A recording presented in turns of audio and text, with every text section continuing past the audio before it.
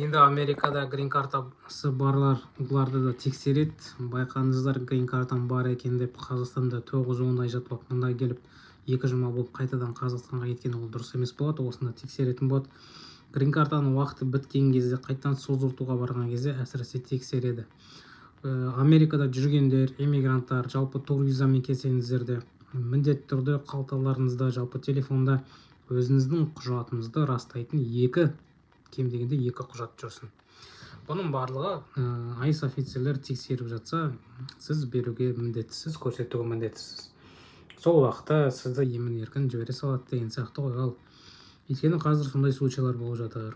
Байқаңыздар, бұны енді ескертіп, білгенімді айтып отырмын.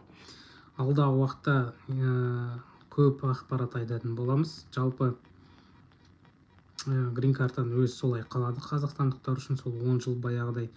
Жаңағыдай бұның барлығын бұзбас үшін, дұрыс әрекеттері болу үшін Америка құрамасына келгеннен кейін грин картаны алып, жоқ дегенде 3 жыл, 5 жыл тұрғандарыңыз өте дұрыс болады. Бұл арман қарай азаматтық алам десеңде жаңағыдай тапсырыс беруге болады ғой.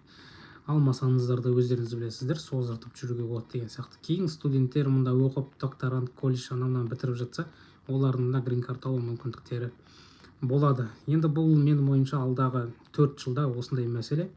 Өйткені өздеріңіз білесіздер, ақш-та билік ауысты, қазір саясат сондай.